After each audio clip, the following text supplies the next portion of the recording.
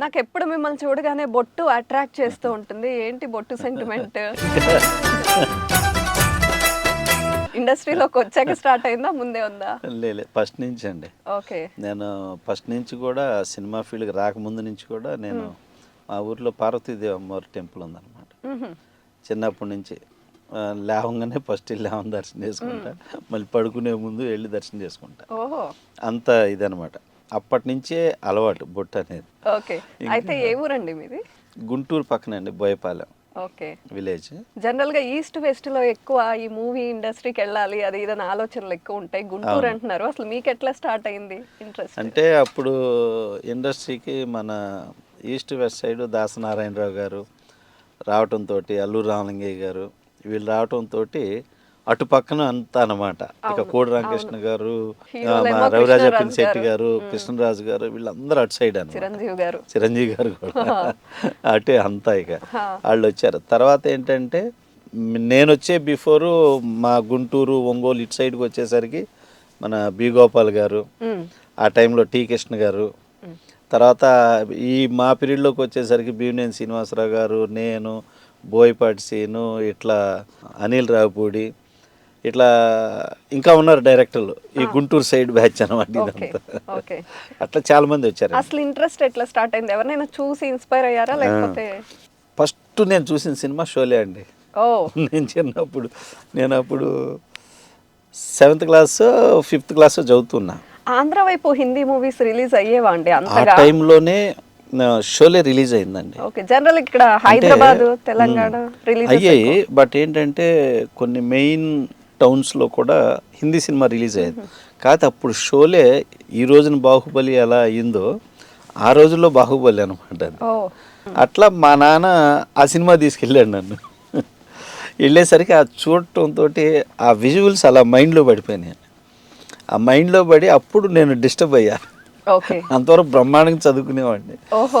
అలా పడిన తర్వాత ఆ విజువల్స్ ఇవన్నీ డిస్టర్బ్ చేయడం మొదలెళ్ళి సినిమాల్లోకి వెళ్ళాలి అనే ఇంట్రెస్ట్ అక్కడ స్టార్ట్ అయింది నాకు. ఏ క్లాస్ చదువుతున్నారు అప్పుడు? ఇప్పుడు ఆల్మోస్ట్ నేను 5th 6th. అంత చిన్నప్పుడే స్టార్ట్ అయిందా నేను మూవీ తీయాలి, విజువల్స్ సినిమా ఆ విజువల్స్ సినిమాల్లో సినిమా అంటే ఒక డ్రీమ్ లాగా అప్పుడు స్టార్ట్ అయిందండి. స్టార్ట్ అయ్యి అక్కడి నుంచి 7th క్లాస్ వరకు అసలు బ్రహ్మాండంగా చదువుతా ఉన్నా. ఇక అక్కడి నుంచి సినిమాలు చూడటం బాగా ఎక్కువై రోజుకు 4 సినిమాలు చూసేవాడిని. ఉదయం ఆట, matinee, first show, second show. అట్లా వెళ్ళిపోయాను. అట్లా వెళ్ళిపోయేసి కొంచెం స్కూల్ ఎగ్గొడతా ఉండేసరికి మా అమ్మ కొట్టడం, ఎక్కడికి వెళ్ళేవారు అని చెప్పేసి స్కూల్కి వెళ్ళేదంటాను. అలా అయ్యేసరికి సినిమా అయిపోయింది. ఇంకప్పుడు సినిమాల్లోకి వెళ్ళాలి అంటే అప్పుడు చెన్నైలో ఉండేదండి సినిమా పరిశ్రమ. అట్లాగా వెళ్తానంటే ఆడు ఎవరూ తెలియదురా, నీకు ఎవరూ సపోర్ట్ లేదు, ఎట్లా వెళ్తావు, తమిళమా రాదు అని చెప్పి మా నాన్న, బట్ ఎవరైనా ఉంటే వెళ్ళొచ్చు లేకపోతే వద్దు అనేది అన్నాడు. అప్పుడు ఏ ఏజ్ మీది? ఆల్మోస్ట్ అప్పుడు నాకు 18-20 మధ్యలో ఉన్నానండి. 18-20. అయితే ఇక అప్పుడు సరే ఇక నా పిచ్చి చూసి మా నాళ్ళు ఇక నిన్ను పంపించడమే బెటర్ రాయడం కంటే అని ఇక మా నాన్న సరే వెళ్ళమని చెప్పాడు. చెప్పాక అప్పుడు మా ఫ్రెండ్ ఉన్నాడండి ఏడుకొండలని, వాళ్ళ బాబాయి ప్రొడక్షన్ చీఫ్ అనమాట. అట్లా ఆయనతో మాట్లాడితే సరే రమ్మని చెప్పి అట్లా చెన్నై వెళ్ళటం. చెన్నైలో ఉండి అప్పుడు ఫస్ట్ ఏం రత్నం గారి బ్యానర్లో జాయిన్ అవ్వటం. అప్పుడు కర్తవ్యం ఫినిష్ అయిందనమాట. వాళ్ళ కర్తవ్యం విజయశాంతి గారి ఆ టైంలో ఏం రత్నం గారి దగ్గర జాయిన్ అవ్వటం. ఎంట్రీ మరి అక్కడ ఈజీగానే దొరికిందా? అంటే అక్కడికి వెళ్ళాక ఒక పిఆర్ఓని పట్టుకున్నాం. అప్పుడు శ్రీనివాస్ గారిని అక్కడ ఆయన తీసుకెళ్లి రత్నం గారికి పరిచయం చేశారు. రత్నం గారు అబ్బాయి పిల్లాడు చాలా బాగున్నాడు, చక్కగా ఉన్నాడు, సరే నేను పెట్టుకుంటాలే అన్నారు. రత్నం గారు నన్ను చూసి అట్లా పెట్టుకున్నారు. రత్నం గారు పెట్టుకొని ఇక పెద్దరికం సినిమా, ఇక అక్కడి నుంచి ఆశయం కంపెనీలో చేయటం మొదలు పెట్టానండి. ఆ కంపెనీలో నా బెస్ట్ ఫ్రెండ్ రాజేంద్ర అని ఉన్నాడు. మేమిద్దరం ఒకే రూమ్మేట్స్, ఇద్దరం డైరెక్టర్. స్టిల్ ఈ రోజు కూడా ద బెస్ట్ ఫ్రెండ్స్గా ఇద్దరం డైరెక్టర్స్గా ఉన్నాం. అయితే అసిస్టెంట్గా స్టార్ట్ అయ్యారు కదా, అప్పుడు మీకు లైఫ్ స్మూత్గానే ఉండేదా లేకపోతే ఏంట్రా ఎందుకురా గుంటూరు నుండి చెన్నై వచ్చాను, అనవసరంగా వచ్చానే అనిపించలేదా? అయితే ఆ టైంలో స్ట్రగుల్ ఫేస్ చేశాను. బట్ ఏంటంటే ఎందుకు వచ్చానా ఇండస్ట్రీకి అనే ఫీలింగ్ అయితే మాత్రం అండి నా లైఫ్లో ఈ రోజు కూడా రాలేదు. అంత ప్రాణంగా వెళ్ళారు అంత సినిమా అంటే. ఇష్టం సినిమా అంటే. ఒక డ్రీమ్ కదా మేడం, ఆ డ్రీమ్లోనే ఉంటాం అనమాట అట్లా ఇట్లా అనేది. సో అట్లాగా అసిస్టెంట్ డైరెక్టర్గా చేసేటప్పటి నుంచి పావలాకి ఇడ్లీ, రూపాయికి 4 ఇడ్లీ తిన్న రోజులు ఉన్నాయి అక్కడ చెన్నైలో. సో అసిస్టెంట్ డైరెక్టర్స్ అట్లాంటి లైఫ్లో నుంచి సినిమా అంటే అంత ఇష్టం. సో అట్లా అక్కడి నుంచి ఆ స్ట్రగుల్లో నుంచి స్టెప్ బై స్టెప్ ఇక ఖాళీయే ఉండకూడదు, సినిమా చేయాల్సిందే అని ఈ డైరెక్టర్ దగ్గర వర్క్ అయిపోతే ఆ డైరెక్టర్ దగ్గర అయిపోతే ఇంకో బ్యానరు, ఎట్లా అనమాట మేడం. ఇక కంటిన్యూ గ్యాప్ లేదు. ఇక ఇంకా గ్యాప్ ఈ రోజు వరకు కూడా బిజీ లైఫ్. స్టార్టింగ్ లో అసిస్టెంట్ గా వర్క్ చేసేటప్పుడు అబ్బా అని హ్యాపీగా ఫీల్ అయిన అమౌంట్ ఎప్పుడు వచ్చింది? అంటే ఆ రోజున మాకు 3,000 5,000 అలా చేశారు. బట్ ఏంటంటే ఇక నేను అట్లా అయింది. ఇక చిరంజీవి గారి హిట్లర్ సినిమా వర్క్ చేశాను. అక్కడి నుంచి అనమాట మా పేమెంట్లు అందరి కాస్త పెరిగి అసోసియేట్ డైరెక్టర్ అయ్యి ఇంకా అక్కడి నుంచి 30,000 మంత్లీ అట్లాగా అక్కడి నుంచి ఇంకా అప్పుడు సాటిస్ఫై అయ్యారు. ఓకే వావ్ అనుకున్నారా? అక్కడి నుంచి ఇక ఓకే.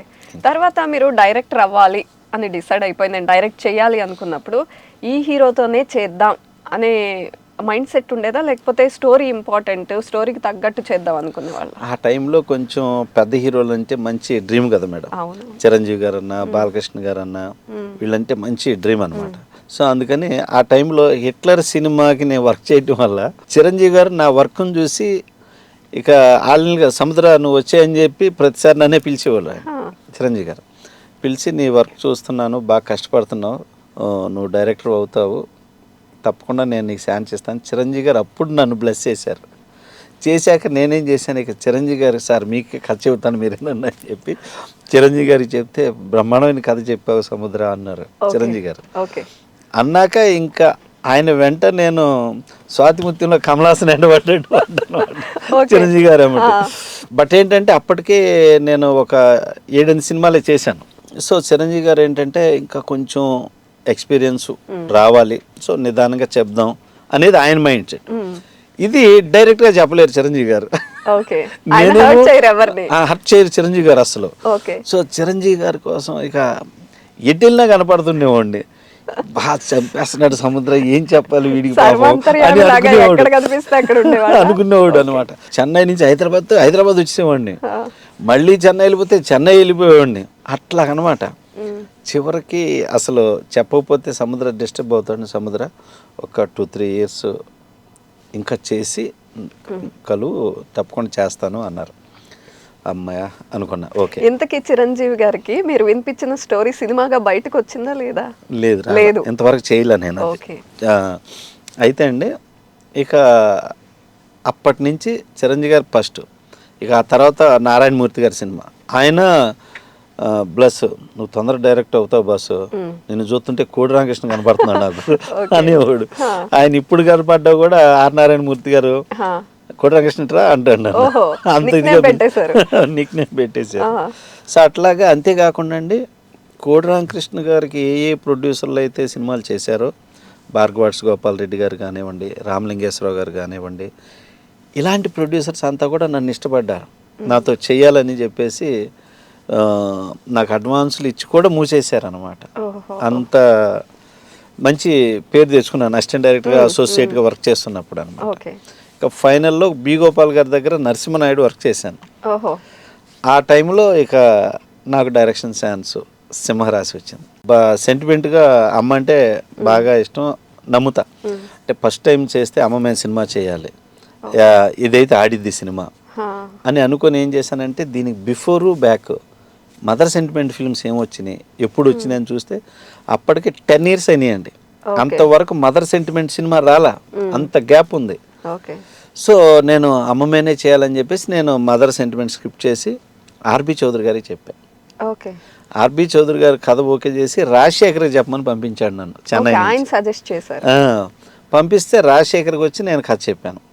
రాజశేఖర్ గారు విని ఇక సార్ డైరెక్టర్ అయితే చాలా మంచి టాలెంట్ కుర్రాడు సముద్ర, కాకపోతే చాలా హెవీగా ఉందండి సబ్జెక్టు, ఇంకేదన్నా స్క్రిప్ట్ చేద్దాం సార్, బట్ ఈ స్క్రిప్ట్ని నేను తీసేయట్లా, బట్ చాలా హెవీ యాక్షన్ ఉంది, సో అందువల్ల నేను టక్కన జడ్జిమెంట్ తీసుకోలేకపోతున్నాను అని చెప్పి రాజశేఖర్ గారు అన్నారు. అన్నాక సరే అని చెప్పేసి అప్పుడు నేను మహేష్ బాబుని కలిసేవాడిని. ఓహో. ప్రకాష్ రాజు అప్పుడు మా సినిమాల్లోనే ఇంట్రడ్యూస్ అయ్యాడు అనమాట, నా ఏం రత్నం గారి బ్యానర్లో సంకల్పం అనే సినిమా. ప్రకాష్ రాజుతో మంచి పరిచయం ఉంది నాకు ఆ టైంలో. ఉండేసరికి ప్రకాష్ రాజు మహేష్ బాబు ఫస్ట్ సినిమాలో రాజ్కుమార్ సినిమా చేస్తూ ఉన్నాడు. చేస్తా ఆ టైంలో ఇట్లా చేస్తున్నానరా మహేష్ తోటి, నువ్వు ఎక్కడున్నారా పరిచయం చేస్తానంటే అప్పుడు వెళ్ళి మహేష్ బాబుని కలిసాను. మహేష్ బాబుని కలవటంతో ఓపెన్ అయి చెప్పేసాం, మీ మీద డిజైన్ చేసి ఇట్లా చేసి ఇలా చేశాను బాబు, అయితే రేపు తీసుకొని రండి అన్నాడు. అప్పుడు అది తీసుకెళ్ళి డిజైన్ చూసి మహేష్ బాబు షాకు, ఏంటి ఎంత వర్క్ చేసావు నా మీద అని చెప్పేసి. అవును బాబు అని చెప్పేసి ఆ డిజైన్ అన్నీ చూసి ఇంకా బాగా చేయండి, లైన్ విందాం మనం చెప్పండి అంటే లైన్ చెప్పాను. మహేష్ బాబు లైన్ ఓకే, కథ ఓకే అయింది. కథ ఓకే అయిన తర్వాత మరి ప్రొడ్యూసర్ ఉన్నారా చెప్పాలంటే ఉన్నారు, సూపర్ గుడ్ ఫిలిమ్స్ అన్న.